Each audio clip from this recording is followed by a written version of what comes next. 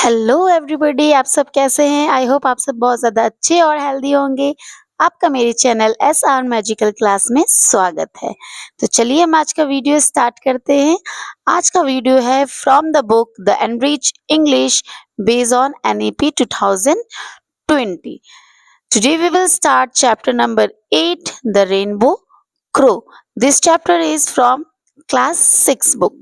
From class 6 book, chapter 8. Chapter name is The Rainbow Crow.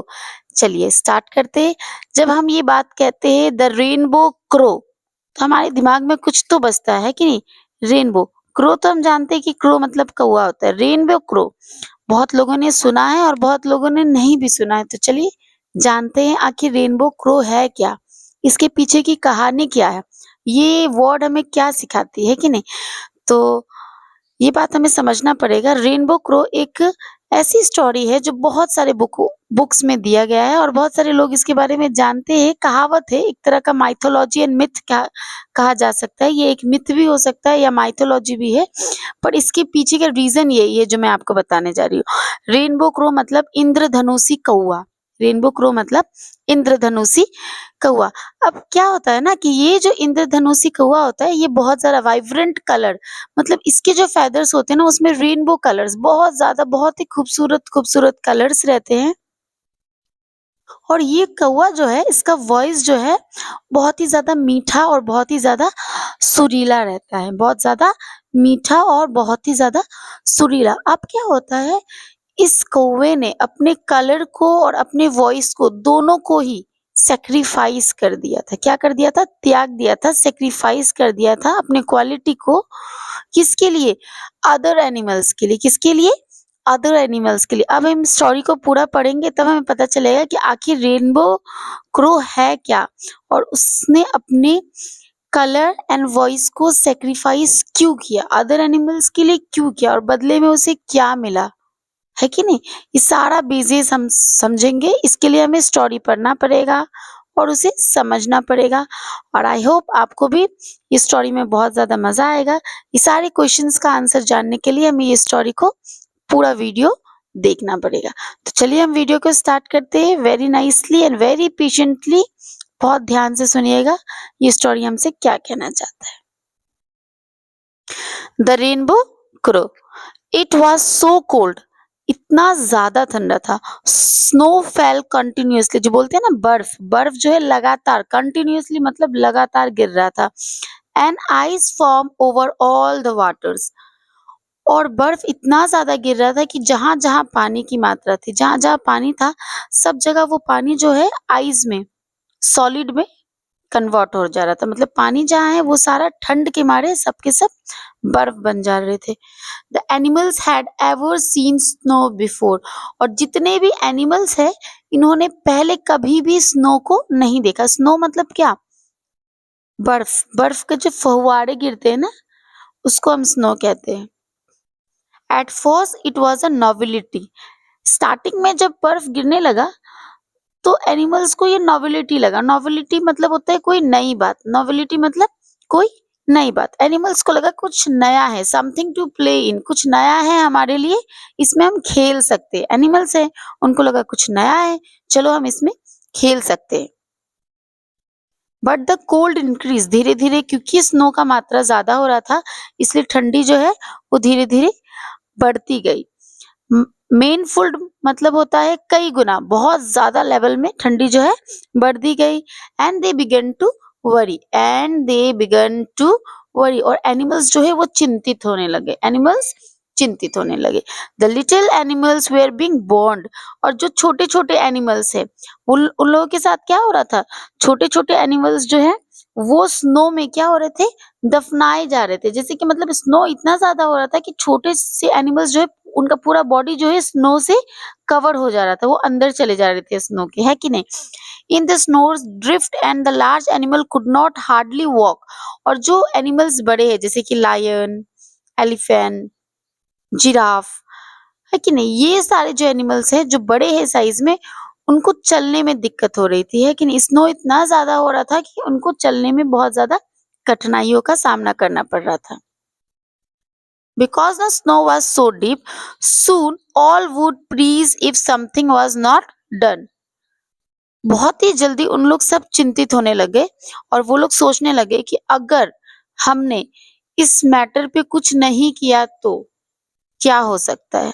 Animal सोचने लगे कि अगर हमने इस मैटर पे कुछ नहीं किया तो हमारे साथ कुछ हो सकता है, क्या हो सकता है? सारे छोटे-छोटे एनिमल्स दफना जाएँगे, उसी में मतलब घुस स्नो के ऊपर पूरी तरीके से कवर हो जाएँगे। बिग एनिमल्स चल नहीं पाएँगे और धीरे-धीरे वो भी कवर होने लग जाएँगे। एनिमल्स पूरे के पूरे वेनिश होने लग जाएँगे, है कि नहीं? तो इस बात से एनिमल्स थोड़े से चिंतित होने लगे। पहले स्टार्टिंग में एनिमल्स को बहुत ज़्यादा मज़ा आने लगा, मीनफुल उन्हें बहुत ऐसा लग रहा था कि कुछ नया हो रहा है और ये हमारी खेलने में मज़ा आएगा उन्हें, है कि नहीं? स्नो के साथ उन्हें खेलने में मज़ा आ रहा था। धीरे-धीरे क्योंकि स्नो गिर रहा था क्योंकि इसलिए ठंडी जो है वो लगातार बढ़ती जा रही थी। उसके बाद छोटे एनिमल्स स्नो की वज़ह से पूरी तरीके से कवर हो रहे थे, उन्हें चलने में बड़े एनिमल्स को चलने में दिक्कत हो रहा था। इतना ज़्यादा ठंडी हो गया था कि उनको सर्वाइव करने में दिक्कत होने लगा। उन्हें ऐसा लगा कि उनकी जान भी जा सकती है, तो वो लोग सब चिंतित होने लगे और वो लोग सोचने लगे कि उनको इस मैटर पे कुछ ना कुछ करना होगा। तो चलिए एक पैराग्राफ कंप्लीट हुआ। आई होप आप लोगों को समझ में आया होगा। We must send a messenger to the creator.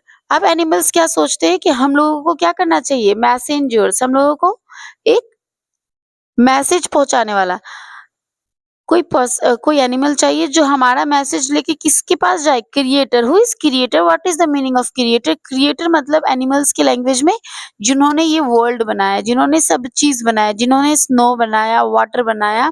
Inform यहाँ पे क्रिएटर जो है गॉड को बोला जा रहा है। यहाँ पे क्रिएटर गॉड को ही बोला जा रहा है। We must send a messenger to the creator said wise owl. ये कौन कहता है ये बात? एक आउल कहता है। वाइस आउल ये कहता है कि हमें एक मैसेंजर चाहिए जो हमारा बात क्रिएटर तक पहुंचाए, जो हमारा बात भगवान तक पहुंचाए। We must ask him to make the world warm again so that spirit snow will leave us in a peace. और वो लोग सब कहते हैं कि हमें क्रिएटर को ये कहना है कि वो इस वर्ल्ड को दोबारा से क्या कर दे? गर्म कर दे। दोबारा से क्या कर दे? गर्म कर दे ताकि हम शांति में रह सके, ताकि हम शांति में रह सके। पीस मतलब होता है शांति और लीव मतलब रहना, ताकि हम शांति से रह सके। The animals were please with this plan. और सारे एनिमल्स को ये प्लान बहुत ज्यादा अच्छा लगा। ये प्लान किसके द्वारा दिया गया था? वाइस आउल के द्वारा दिया गया था। ये आइडिया जो है वाइस आउल ने दिया था और सारे एनिमल्स को ये आइडिया बहुत ज्यादा अच्छा लगा। They began to debate among themself. और सारे एनिमल्स एक दूसरे से डिबेट कर रहे, मतलब बातचीत कर रहे कि किसको भेजना है, किसको नहीं भेजना है। सब अपना अपना पॉइंट ऑफ व्यू दे रहे हैं, है कि नहीं? They began to debate among themself trying to decide who to send off the creators. सारे के सारे एनिमल्स ये सोच रहे हैं कि आखिर ऐसा कौन सा एनिमल्स है जिसको हम क्रिएटर के पास, जिसको हम भगवान के पास भेज सकते हैं अपने मैसेज को लेके। Wise owl could not see well during the daylight. Wise owl जो था वो बहुत ही बुद्धिमान था, लेकिन उसे दिन में दिखाई नहीं देता था, इसलिए उसे नहीं भेजा जा सकता था। सो ही कुड नॉट गो। इसलिए वाइस आउल जो है पहले ही लिस्ट से बाहर हो जाता है कि वाइस आउल को हम भेज नहीं सकते। वाइस आउल बुद्धिमान तो बहुत है, बहुत ही उसके अंदर, वो बहुत ज्यादा इंटेलिजेंट है, लेकिन फिर भी हम उसे नहीं भेज सकते क्योंकि उसके साथ एक प्रॉब्लम है कि उसे दिन में दिखाई नहीं देती है। नेक्स्ट आता है एक और नाम जिसको हम कियोटो कहते हैं। अब हमारे दिमाग में आता है कि कियोटो कौन सा एनिमल है? What is coyote? कियोटो एक मैमल्स है। इसको हम बोल सकते हैं अमेरिकन सियार जो बोलते हैं, ये वो है। अमेरिकन सियार जो डॉग की तरह ही लगता है, इसको हम बोल सकते हैं coyote. Coyote was easily distracted and like playing tricks. अब सेकेंड ऑप्शन आया कियोटो को भेजने का, तो सारे एनिमल्स ये कहने लगे क्यूटो को डिस्ट्रैक्ट करना, मतलब उसको अपने लक्ष्य से हटाना बहुत ही आसान हो जाता है, क्योंकि उसे ट्रिक मतलब उसे प्लेइंग ट्रिक्स बहुत पसंद है, उसे गेम्स खेलना बहुत पसंद है। कोई भी चीज के पीछे वो बहुत जल्दी से अट्रैक्ट हो जाता है और उसी के पीछे वो जाने लगता है। So he could not be trusted. इसलिए कियोटो के ऊपर भरोसा नहीं किया जा सकता। तो वाइज आउल भी नहीं जा सकता, क्यूटो भी नहीं जा सकता। वाइज आउल इसलिए नहीं जा सकता क्योंकि उसे दिन में दिखाई नहीं देता है। क्यूटो इसलिए नहीं जा सकता क्योंकि वो बहुत जल्दी डिस्ट्रैक्ट हो जाता है कि नहीं, अपने लक्ष्य से डिस्ट्रैक्ट हो जाता है। नेक्स्ट क्वेश्चन, नेक्स्ट नाम आता है तुम्हारा आपका टर्टल का। किसका नाम आ रहा है? Turtle. Turtle was steady and stable but he crawled too slowly. Steady जो टर्टल जो था वो ठीक था, वो अपने लक्ष्य में एकदम पक्का था, वो आराम से अपना लक्ष्य को पूरा कर सकता था, लेकिन वो बहुत ही ज्यादा स्लो था, वो बहुत ही ज्यादा क्रॉल जो है वो बहुत धीरे धीरे चलता था, इसलिए उसको जाने में बहुत ज्यादा समय लग जाएगा। और यहाँ एनिमल्स के पास समय नहीं है क्योंकि स्नो जो है वो लगातार गिर रहा है और उनका रहना बहुत ज्यादा मुश्किल हो रहा है, तो उन्हें ऐसा कोई चाहिए जो जल्दी से जल्दी उनका मैसेज क्रिएटर तक पहुंचाए। तो यहाँ पे टर्टल जो है, turtle is good, but turtle का वीकनेस ये हो गया कि टर्टल बहुत ही ज्यादा स्लो था। फाइनली एक और नाम हमारे सामने आता है, that is rainbow crow. The chapter is based on rainbow crow. Finally एक नाम आया हमारे सामने, rainbow crow. The most beautiful of all the birds with shimmering feathers. अब यहाँ पे बोला जा रहा है रेनबो क्रो कौन है? रेनबो क्रो जो है वो सारे बर्ड्स में सबसे ज्यादा खूबसूरत, सारे बर्ड्स में सबसे ज्यादा खूबसूरत। अभी ये रेनबो क्रो प्रेजेंट नहीं है, लेकिन इनके बारे में हमने अपनी कहानियां बहुत सुनी है कि इन ये रेनबो क्रो जो स्टार्टिंग में था, लेकिन धीरे धीरे इन्होंने अपना सारा ब्यूटी, वॉइस, सारा चीज को सेक्रीफाइस कर दिया था। किसके लिए? एनिमल्स के लिए। अब हम जानते हैं कैसे, कैसे रेनबो क्रो ने अपने ब्यूटी और वॉइस को सेक्रीफाइस किया था, कैसे उन्होंने अपने ब्यूटी और वॉइस को त्यागा था दूसरे जानवरों के लिए। तो चलिए जानते हैं। Rainbow crow the most beautiful of all the birds with shimmering feathers. क्योंकि रेनबो क्रो बहुत ही ज्यादा खूबसूरत था, उनके फेदर्स जो थे ना झिलमिलाते हुए पंख थे, मतलब अलग अलग कलर से भरा हुआ था, इसलिए उनका पंख को देख के ना एक बहुत ही ज्यादा शाइन आता था। Of rainbow hues and enchanting singing voice, मतलब उनका वॉइस एकदम अद्भुत, एकदम प्यारा, बहुत ही ज्यादा आकर्षित, अट्रैक्टिव वॉइस था। was chosen to go to the creator. अब रेनबो क्रो को चूज किया गया कि yes he is the one जिसको हम क्रिएटर के पास भेज सकते हैं। अब रेनबो क्रो को तो हम क्रिएटर के पास भेज सकते हैं। रेनबो क्रो का दो ऑप्शन है, क्योंकि उसका वॉइस भी बहुत अच्छा है, वो कोई चीज से डिस्ट्रैक्ट भी नहीं होता है, और वो फ्लाई करके जाएगा। रेनबो क्रो कैसे जाएंगे? फ्लाई, क्योंकि वो बर्ड है तो वो फ्लाई करके जाएगा, तो वो जल्दी पहुंच सकता है क्रिएटर के पास, है कि नहीं? तो रेनबो क्रो को क्रिएटर के पास जाने के लिए चुना गया। तो यहाँ तक आई होप आप लोग सबको समझ में आया होगा। नेक्स्ट पैराग्राफ की तरफ चलते हैं, देखते हैं क्या कहता है नेक्स्ट पैराग्राफ हमसे। इट वॉज एन एड्रियस जर्नी, मतलब बहुत ही ज्यादा कठिन। एड्रियस मतलब होता है कठिन, बहुत ही ज्यादा tough. It was an एड्रियस journey 3 days up and up into the haven. 3 days, कितना दिन लगा? 3 दिन। And up into the haven, कहाँ जाने में? स्वर्ग। क्योंकि क्रिएटर कहाँ रहते हैं? क्रिएटर स्वर्ग में रहते हैं, कि नहीं? इसलिए स्वर्ग जाने में रेनबो क्रो को 3 दिन लग गया।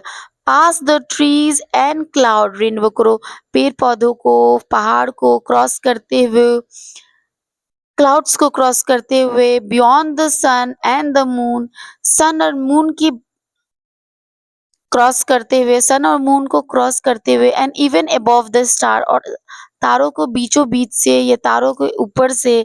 ही वॉज बफल्ड बाय विंड, मतलब हवा के टकराव से भी ज्यादा। बफल्ड मतलब होता है हवा का टकराना, टकराया हुआ, है कि नहीं? तो रेनबो क्रो को जाने में बहुत ज्यादा कठिनाई हुई, क्योंकि बहुत तेज तेज से हवा भी चल रहा था, बहुत सारे प्लैनेट्स थे, वो सारे चीज को रेनबो क्रो क्रॉस करते हुए वो क्रिएटर के पास पहुंचा। तो आई होप यहाँ तक आपको समझ में आया होगा। चलिए नेक्स्ट चैप्टर की तरफ चलते हैं, नेक्स्ट पेज की तरफ चलते हैं, sorry page number 48।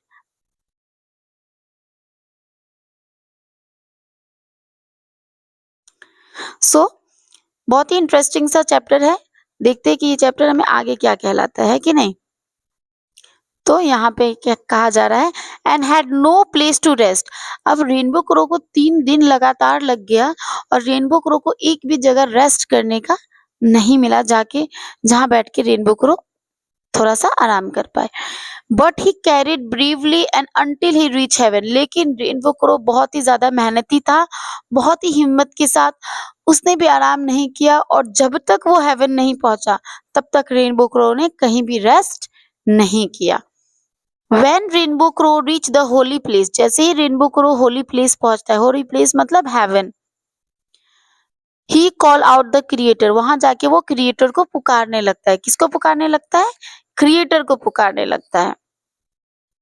But receive no answer, लेकिन रेनबो क्रो को कोई आंसर, कोई रिप्लाई नहीं मिलता है। The creator was so busy thinking about the welfare of the world, क्योंकि भगवान जो है ना, क्रिएटर, इतने ज्यादा व्यस्त थे। किसके बारे, किस लिए? वो दुनिया के बारे में, दुनिया का अच्छा कैसे करना है, इस चीज को लेके क्रिएटर इतने ज्यादा व्यस्त थे, इतना ज्यादा अपने काम में बिजी थे कि क्रिएटर को रेनबो क्रो का आवाज सुनाई नहीं देता है स्टार्टिंग में। That he did not even notice the most beautiful of birds, कि रेनबो क्रो इतना खूबसूरत था फिर भी क्रिएटर उन्हें नोटिस नहीं कर पाए। So rainbow crow begin to sing his most beautiful song, तो इसलिए रेनबो क्रो ने सोचा, तो चलो, रेनबो क्रो किस तरीके से क्रिएटर को अट्रैक्ट करना चाहा, उन्होंने सोचा कि मैं एक बहुत ही सुंदर सा सुरीला गाना गाता हूँ। The creator was drawn from his thought by the lovely sound. अब जो क्या होता है, जैसे ही क्रिएटर सॉन्ग गाना स्टार्ट करते हैं, क्रिएटर जो है खींचे चले आते हैं। किस चीज से? लवली साउंड, जो रेनबो क्रो का साउंड होता है, उस साउंड से क्रिएटर अट्रैक्ट होते हैं और खींचे चले आते हैं बाहर की तरफ।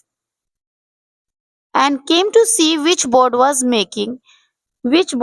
मेकिंग इट, और वो क्रिएटर जो है बाहर निकल के आते हैं ये देखने के लिए कि कौन सा ऐसा बर्ड है जो इतना मीठा, इतना सुरीला गाना गा रहा है। He greeted Rainbow Crow kindly and asked what gift he could give the noble bird in exchange for his song. अब क्रिएटर जो है रेनबो क्रो को बहुत अच्छे से ग्रीट करते हैं, बहुत इज्जत देते हैं, बहुत प्यार देते हैं, बहुत सम्मान देते हैं, और उनसे पूछते हैं, क्रिएटर रेनबो क्रो से पूछते हैं कि मैं तुम्हें क्या गिफ्ट दूं, क्या उपहार दूं। किस लिए उपहार देना चाहते हैं? क्योंकि क्रिएटर को रेनबो क्रो ने इतना प्यारा, इतना मधुर सॉन्ग सुनाया कि क्रिएटर इतना ज्यादा खुश हो गए कि क्रिएटर चाहते, भगवान चाहते कि वो रेनबो क्रो को कोई गिफ्ट दे, है कि नहीं? तो इसलिए जो है क्रिएटर, जो हमारे गॉड है, वो पूछते हैं रेनबो क्रो से कि मैं तुम्हें क्या गिफ्ट दूं, क्या उपहार दूं, क्या प्रेजेंट दूं। आई होप यहाँ तक क्लियर हो गया होगा। Rainbow crow asks the creator to save the animal of earth from the bitter crow. अब रेनबो क्रो देखो कितना अच्छा है, he is thinking about all the animals. अब हम भगवान के पास पहुंचेंगे तो हम क्या करेंगे? अपने बारे में मांगना स्टार्ट करेंगे ना, इतना ज्यादा हमारा लिस्ट होगा कि हमारा लिस्ट खत्म नहीं हो रहा होगा। लेकिन रेनबो क्रो जिस लक्ष्य से उड़ान भरी थी उसने, वो लक्ष्य के साथ ही वहां प्रेजेंट हुआ, और क्रिएटर को देख के वो बहुत ज्यादा एक्साइटेड भी नहीं हुआ, वो एकदम पेशेंस में था। उसे पता था कि वो किस लिए वहां गया है और क्या चीज उसे चाहिए। Only one thing, rainbow crow सिर्फ एक ही क्वेश्चन लेके गया था जिसका आंसर्स उसे चाहिए था, जिसका हेल्प उसे चाहिए था। वो था, एक रेनबो क्रो कह रहा था, ask the creator to save the animals of earth from the bitter cold. Rainbow crow जो है क्रिएटर को, भगवान को कहता है कि बहुत ज्यादा ठंड जो पड़ रही है धरती पे, उससे बहुत सारे एनिमल्स को आपको बचाना होगा। The creator told rainbow crow that the snow and the ice had split of their own and could not destroy it. अब यहाँ पे क्रिएटर जो है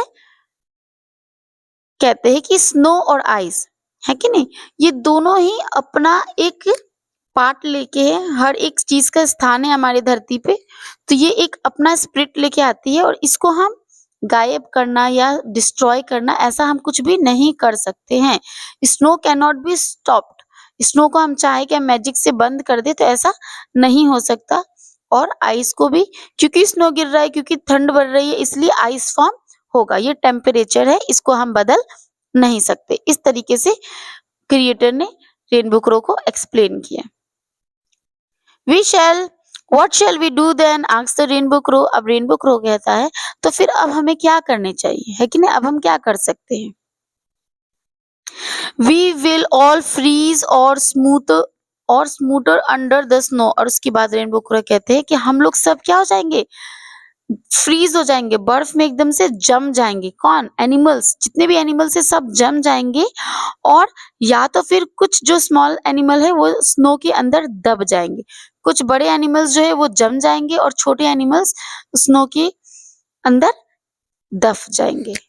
you will not freeze, the creator reassure him, creator ने उन्हें भरोसा दिलाया, भगवान ने रेनबो क्रो को भरोसा दिलाया कि तुम जमोगे नहीं।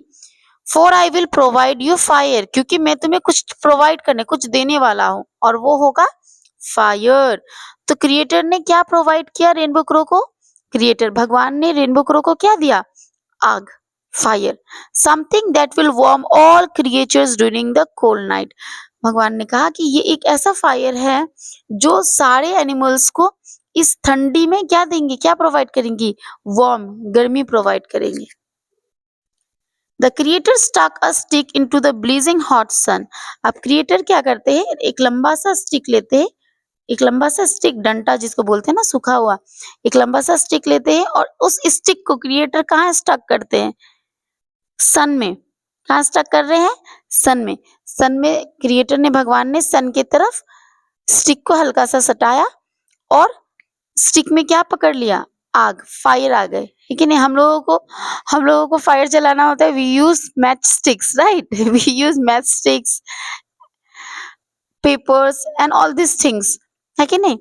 और भगवान ने क्या किया, बहुत ही आसानी से एक स्टिक लिया, सन की तरफ ले गए, सन में सटाया उन्होंने, स्टक किया और फायर पकड़ लिया। The end blazing with a bright glowing fire which burn brightly and give off heat.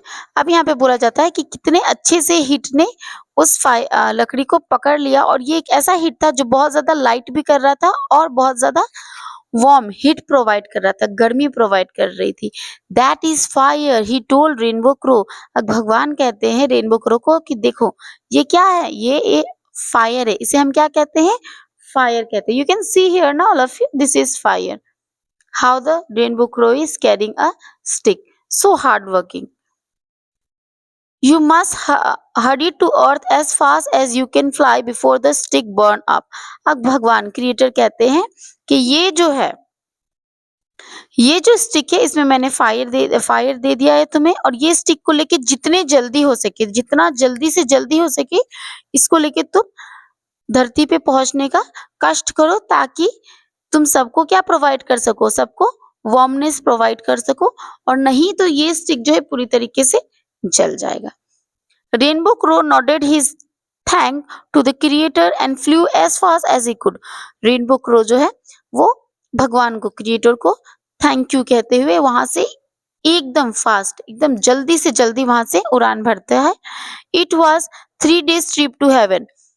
जाने में रेनबो क्रो को कितना दिन लगा था? 3 days, फुल 3 days लगा था रेनबो क्रो को भगवान के पास पहुंचने में। And he was worried that the fire would burn out before he reach the earth. इसलिए रेनबो क्रो बहुत ही ज्यादा चिंतित था, क्योंकि उन्हें पहुंचने में 3 days लगा था। अब रेनबो क्रो सोच रहा है अपने दिमाग में कि अगर 3 days लगता है तो कहीं ये पूरा फायर जो है यहीं खत्म ना हो जाए। The stick was large and as he descended from heaven down to the bright path, the stars.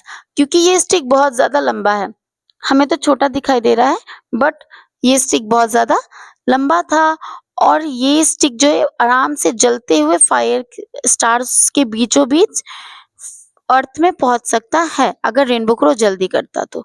Then the fire grew hot as it came closer to Rainbow Crow's feathers.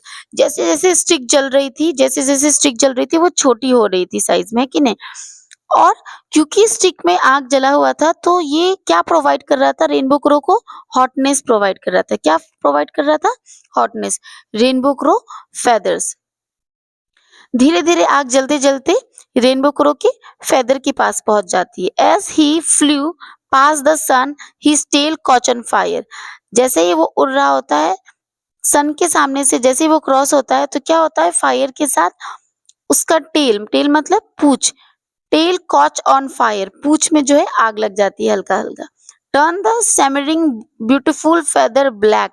अब जो इतना ज्यादा कलरफुल फेदर था, इतना beautiful feather था, इतना झिलमिलाता हुआ colours जिसमें दिख रहा था, वो पूरा का पूरा फेदर जो है क्या चीज में कन्वर्ट हो गया है, ब्लैक कलर में, बिकॉज ऑफ स्मोक।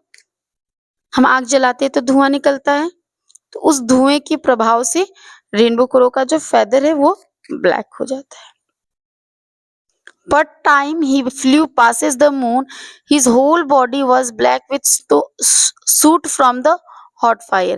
जब जब रेनबो क्रो सन के पास पहुंचता है उस समय तक उसकी पूंछ के पार्ट जो है वो पूरी तरीके से ब्लैक हो जाता है। जब तक रेनबो क्रो मून के सामने से क्रॉस करता है, मून के पास पहुंचता है, तब तक उसका जो है पूरा का पूरा whole body turn into black. When plunged into when plunged into the sky and flew through the cloud, the smoke got into his throat, startling beautiful singing voice.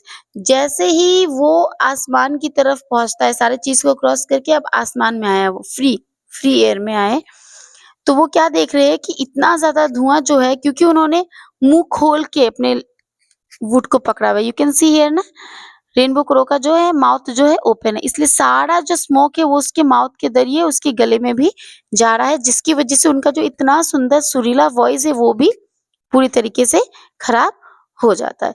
By the time rainbow crow landed among the freezing cold animals और to earth, जब तक rainbow crow धरती पे अपने friends animals के पास पहुंचते हैं, he was black as tar as could only caw instead of sing.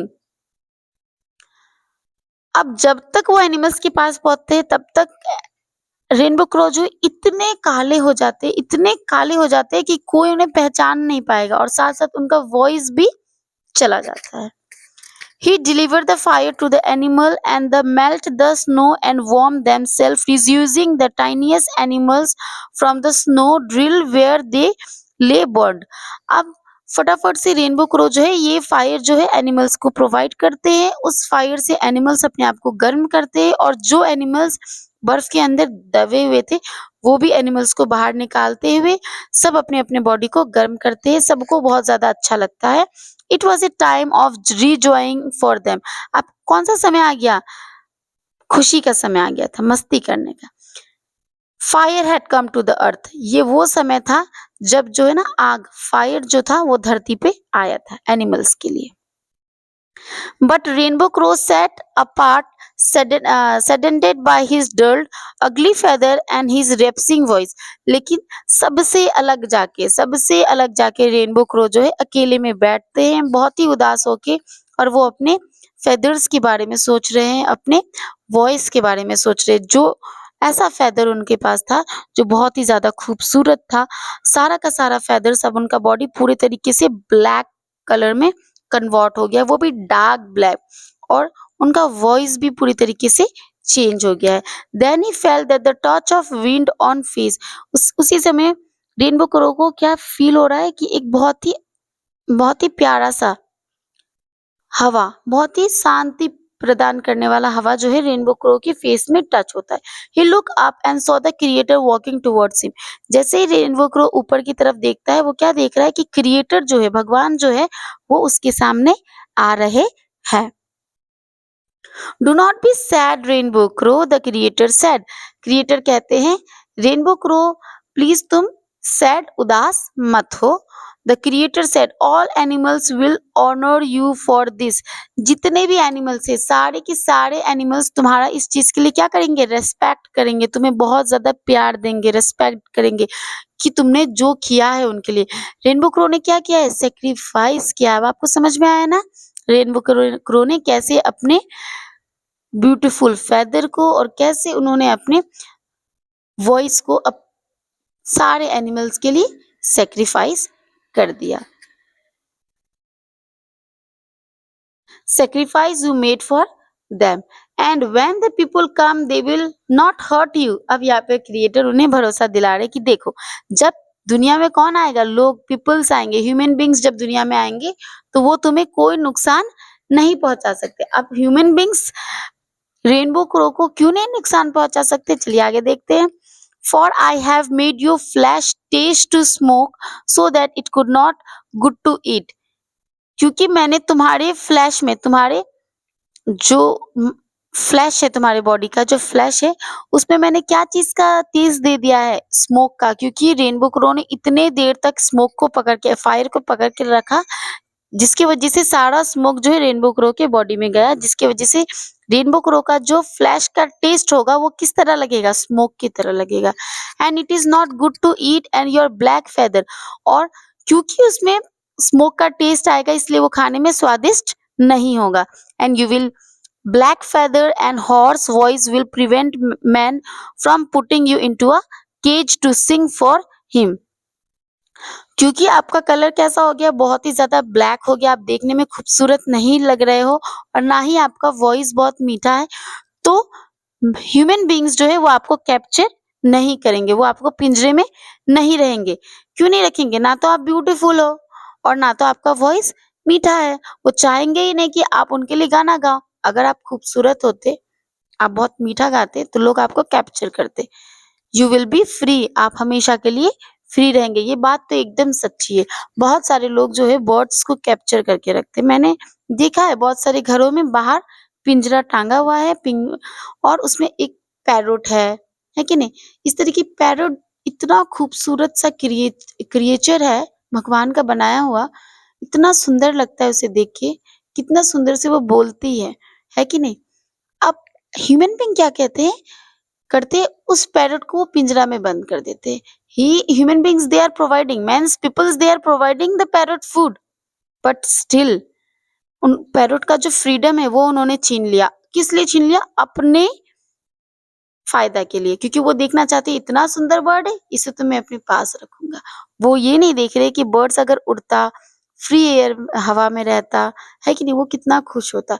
नहीं, उनको कैप्चर करना, दिस इज वेरी बैड। अगर बच्चों आपने भी कोई बर्ड्स को रखा है कैप्चर करके, please let the bird free, please कृपया करके उस बर्ड को फ्री कर दीजिए, ताकि वो भी अपना जिंदगी अच्छे से जी ले। आप इमेजिन करके देखिए, आप भी बहुत सुंदर है, आप, अगर आपको कोई कैप्चर कर ले एक रूम के अंदर, आपको खाना प्रोवाइड करे, गेम्स प्रोवाइड करे, मनी प्रोवाइड करे, chips, cold drink, whatever you need, सारा चीज प्रोवाइड करे, लेकिन आपको एक रूम के अंदर बंद करके रखे, तो क्या आपको अच्छा लगेगा? नहीं। आप चाहोगे कि आप फ्रेंड्स से मिलो, है कि नहीं? आप अपनी स्टाइल की फ्रेंड से मिलना चाहोगे।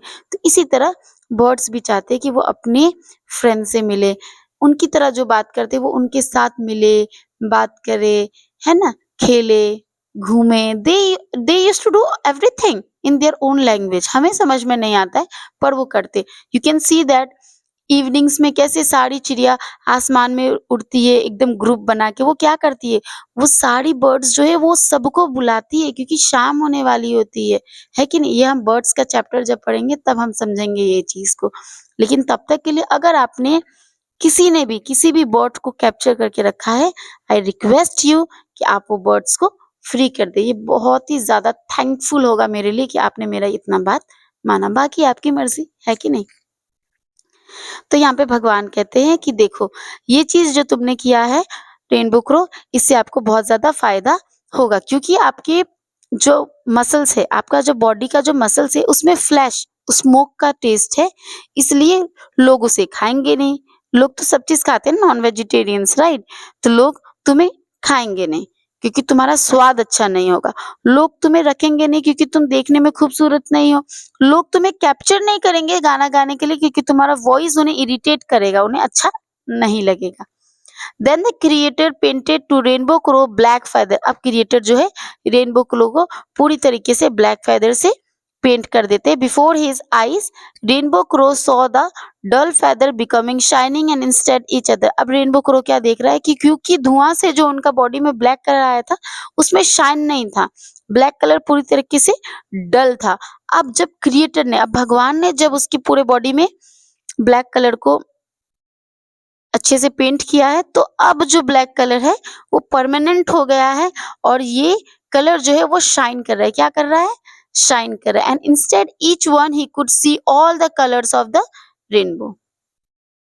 अब वो जो है सारा कलर्स को देख सकता है। This will remind everyone who see you of the service you have been to your people and the sacrifice you made that save them all. अब यहाँ पे सारा कलर से मतलब ये है कि रेनबो कलर को, रेनबो बर्ड को भगवान ने इस तरीके से ब्लैक कलर से शाइन कर दिया कि जब रेनबो क्रो जो है जब धूप में रहेंगे सन के ताप में, उनका जो फेदर है ना वो चमकेगा, रिफ्लेक्ट करेगा, कलरफुल रिफ्लेक्ट करेगा, लेकिन वो पूरी तरीके से ब्लैक है लेकिन वो फिर भी रिफ्लेक्ट करेगा। भगवान ने कहा इस चीज से जब भी लोग तुम्हें देखेंगे या एनिमल्स तुम्हें देखेंगे उनको ये चीज याद आ जाएगा कि तुमने क्या चीज सेक्रीफाइस किया है। तुमने अपना ब्यूटी सेक्रीफाइस किया है। लोग अपना ब्यूटी नहीं सेक्रीफाइस करते, वो तुमने अपना ब्यूटी सेक्रीफाइस किया है, तुमने अपना वॉइस सेक्रीफाइस किया है। You have sacrifice a lot for the animals. दूसरों के लिए तुमने ये सारा चीज किया है। तो सारा सबके सबको सारा सेक्रीफाइस याद आने लग जाएगा। This will remind everyone who sees you of the service you have been to yours people and the sacrifice you made the save them all. और जो सेक्रीफाइस तुमने किया वो किस लिए किया, ताकि तुम सबको बचा सको। And so shall it ever be, और ये हमेशा ऐसा ही रहेगा। तो बच्चों देखो, कौन अपना ब्यूटी सेक्रीफाइस करता है? कोई किसी के लिए अपना ब्यूटी सेक्रीफाइस नहीं करता है। तो देखो क्रोस कितने अच्छे थे, क्रो ने अपना ब्यूटी को सेक्रीफाइस भी किया अपने फ्रेंड्स के लिए। तो ये होता है एक रियल फ्रेंडशिप, इसको हम फ्रेंडशिप कर कह सकते हैं। हम और आप जो फ्रेंडशिप करते हैं वो फ्रेंडशिप नहीं है, वो एक मीन फ्रेंडशिप है, मतलब की दुनिया है। मैं आपको कुछ देती हूँ तो आप मुझे कुछ देते हैं, तो दुनिया ऐसी चल रहा है, give and take, you know ना the rules of give and take. Respect भी क्या है, वो गिव एंड टेक है। हम बोलेंगे जबरदस्ती करेंगे किसी को कि तुम मुझे रेस्पेक्ट करो, तो I will not get any respect. Before getting respect I have to give respect to someone else. मुझे रिस्पेक्ट देना पड़ेगा, जो चीज हम देते हैं वही चीज हमें वापस मिलता है। तो इसलिए इस चैप्टर से हमें ये सीख मिलती है, ये अगर हम अच्छा करते हैं तो हमारे साथ अच्छा ही होता है। और ये चैप्टर जो है फुल्ली डिपेंड है फ्रेंडशिप पे। फ्रेंडशिप एंड सेक्रीफाइस, कैसे फ्रेंडशिप के लिए भी लोग सेक्रीफाइस करते हैं। आई होप आप लोग सबको ये सारा चैप्टर्स बहुत अच्छे से समझ में आ गया होगा। नेक्स्ट वीडियो में हम इस चैप्टर्स के क्वेश्चन आंसर्स को करेंगे एंड ऑब्जेक्टिव्स को करेंगे। अगर आपको मेरे साथ ये चैप्टर पढ़ के बहुत ज़्यादा मज़ा आया है और आप चाहते हैं कि मेरे साथ आप आगे बने रहे, तो प्लीज़ मेरे चैनल को लाइक करें, शेयर करें एंड प्लीज़ सब्सक्राइब करें। Thank you for now and meet you in the next video. Till then, take care. Bye bye.